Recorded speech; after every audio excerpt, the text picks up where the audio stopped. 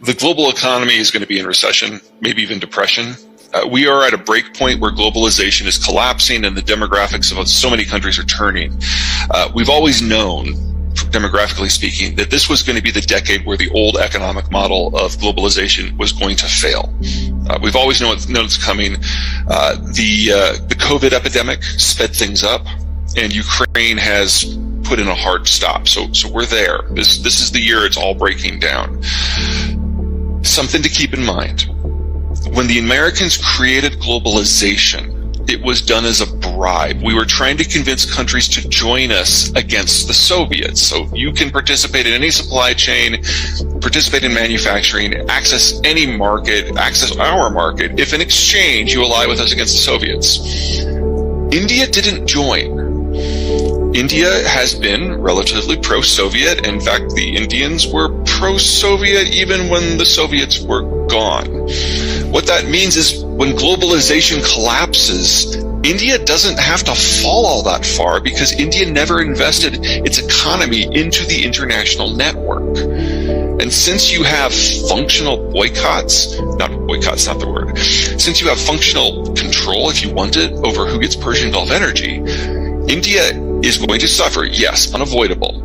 You may not have invested your entire economy in it, but there's no way that you can break the imports and the export system of the world without feeling something. That goes for the US too.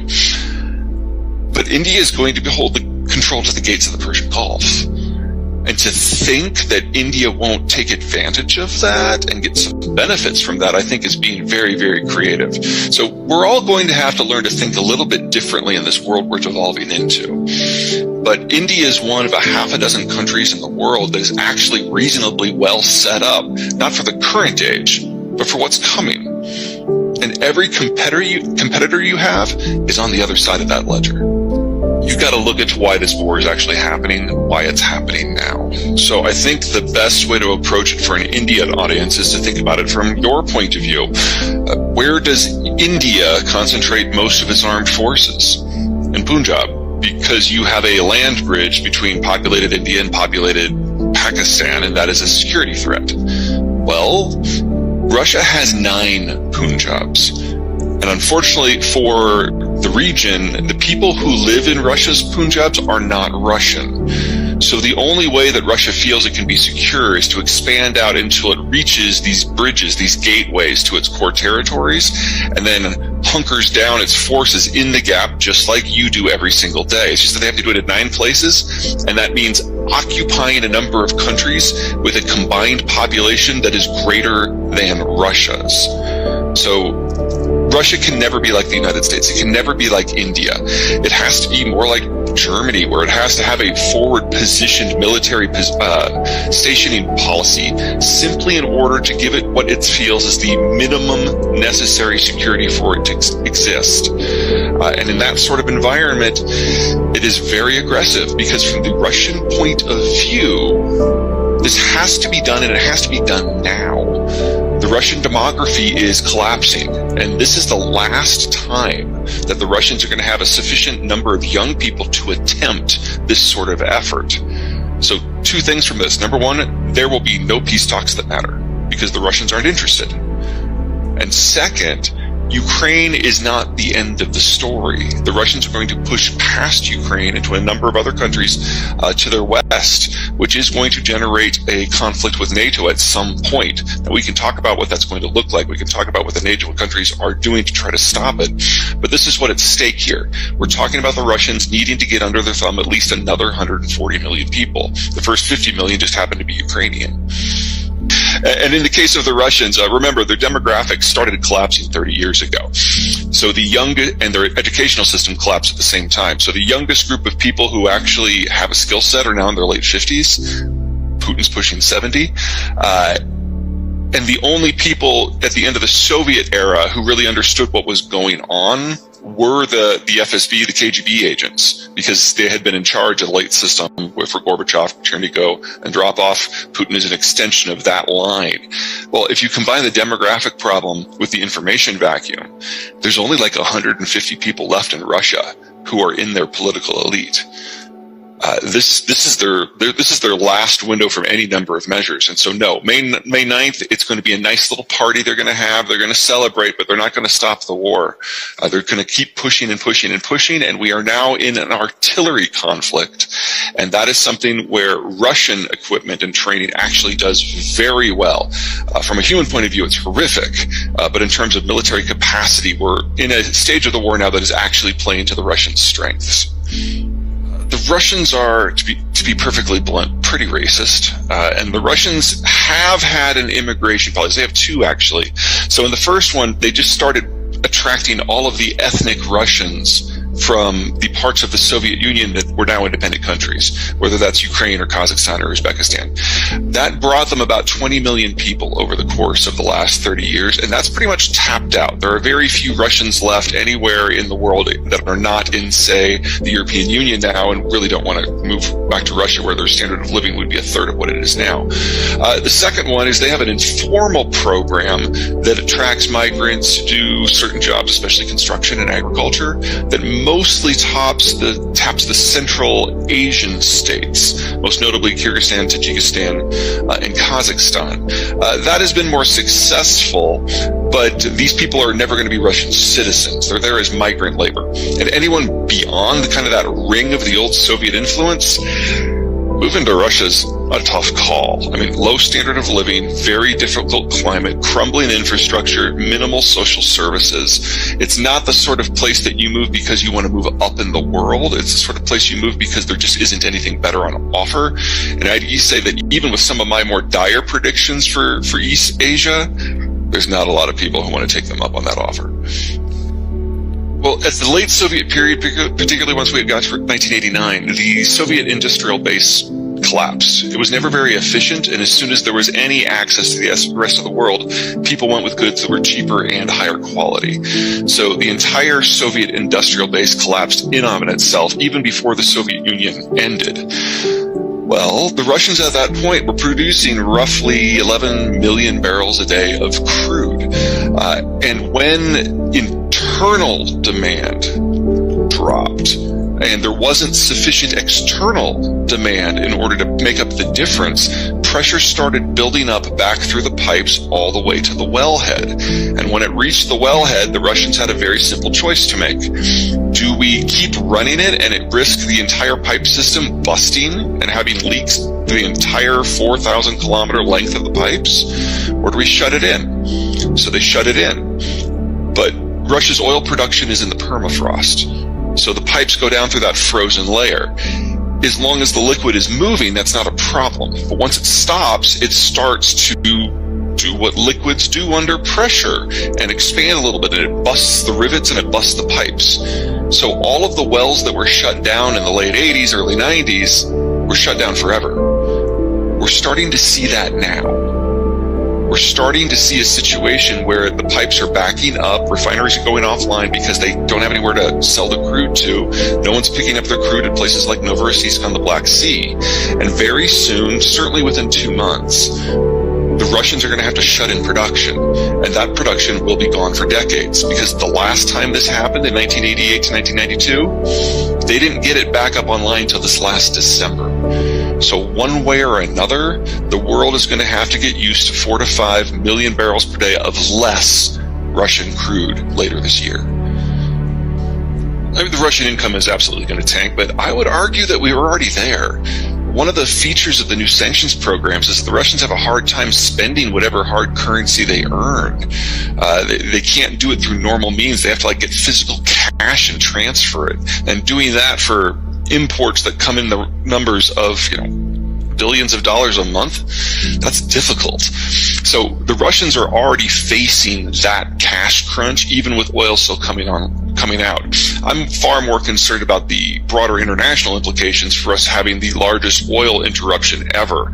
But remember, the Russians see this as an existential crisis. This war had to happen, and NATO had to resist it. So I don't want to say anything like it's going according to plan, because that's not what I'm after here. But this is something that has been inevitable for a long time. And now it's imminent, and now we're here. And for the Russians, it's not about money. And if there's one thing that binds all the Russian citizens together. It's a celebration of privation. This is not a country that is in the Indian or the British or the American tradition where economics trumps politics. Other way around, security is always paramount. The Russians, they've expanded a lot of output to new fields since 1990. Most of that work was done by either BP or the Western oil services firms. They're all gone now. So you should expect the remaining Russian output to steadily decline over the course of the next couple of years anyway. So for example, the Sakhalin projects that the Chinese are really interested in, they're the most advanced projects in the world that produce oil and natural gas for a pipe and natural gas for LNG. They're all going to get shut down this year, not because of backed up pipes, but because the people who know how to operate them are leaving. So 4 to 5 million barrels a day going west to Europe goes offline in a couple months. Another 2 or 3 million barrels a day from eastern Siberia, most of which goes to China, goes off this year or next year. Well, let's go through the candidates. Canada needs a new pipeline. Minimum 2 years if it's going to meaningfully increase output. Oil sands are not like drilling a normal well. You actually have to mine it. That's a lot of infrastructure. So Canada, really, you're talking a 3 to 5 year solution to get another million barrels a day out of Canada. Venezuela, after 20 years of, in many cases, deliberate mismanagement, most of the reservoirs have suffered permanent damage. If you were to stabilize Venezuela where it is right now, that's a $10 billion project that'll take at least a year. You might be able to get 300,000 barrels out if you really push it this year, but you're talking about another $10 billion of investment into a country that is sketchy at best at the moment. Iran's a little bit brighter. If the sanctions were to disappear tomorrow, Iran would probably be able to bring another 400,000 to 500,000 barrels online within 12 months. But you also need to bring in a huge amount of an investment in a country that tends to confiscate investments. The Iranians like to say that the only reason people don't deal with Iran is the sanctions, but that's not true. Iran has the world's second or third most that's what I'm looking for, constrictive investment regimes. And so even when everything is open, even when you get a country like Italy or France who really doesn't care about the politics, it's still a very long, hard slog. So you're not going to get 1 million barrels out of Iran in any less than 2 years. That's everybody. I mean, OPEC has minimal spare capacity. Now, in the United States, pros and cons. First, the pro. We were in the midst of an oil build-out even before this happened. So we were probably going to be seeing another 1 million barrels a day within the calendar year. That will probably increase by about half now. And considering the environment we're in, that's great. However, it's nowhere near enough. So if everyone who can be brought in is brought in, we're still talking about a shortage in excess of 3 million barrels a day this year, and then next year probably going up to 5. It's very difficult for me to see a scenario where that's going on, where oil prices stay below 170. And considering that the Biden administration is not incredibly popular, and it's a midterm election year in the United States, I think it's very highly likely that the United States is going to ban oil exports, or at least restrict them, in order to sever the American energy price environment from the global one. Now, that'll keep prices relatively low and mild in the United States, but that's going to remove another 3 million barrels a day of production capacity from the rest of the world. So the rest of the world is going to have to get by without American and Russian oil at the same time, and that's going to rewire everything. Okay, I think you're going to like this one. Okay, so if the Americans are going to remove themselves from the global energy market, the Europeans are the ones that in the short term are facing the biggest problem, because all that Russian crude that was going west is crude that they used to use. So the Europeans are going to have a very simple choice. I mean, they can petition the United States for a little bit of help, and the U.S. will send refined product to try to take the edge off of it, but it won't be nearly enough. The Europeans are going to need an alternate energy source, so they will go south. They will start interfacing with their former colonies throughout the African continent and making sure that those flows go north to Europe instead of east to Asia. The next country in the kick line is India. If there's minimal Russian crude and minimal African crude and minimal North American crude, all of a sudden India is looking at a global shortage that is greater than total Indian production. But India is the closest major country to the Persian Gulf. And any tankers that leave the Persian Gulf have to sail by India to get to East Asia. In that environment, India is the only country in the world with the military, economic, and political capacity to interface with the Persian Gulf from a point of strength. So I think it's going to be very easy and very necessary for India to go to Kuwait and the Emiratis and the Saudis and arrange a direct transfer deal. So prices will probably be uncomfortably high. That's going to be unavoidable, but you're not going to have a problem with actual supply. That's going to be for countries further east. Because if you remove all this oil from the market, then the entirety of the shortage falls to the last country in line, and that's China. We may be in China's last year as a manufacturing power already. Because if they can't keep the lights on, nothing else matters.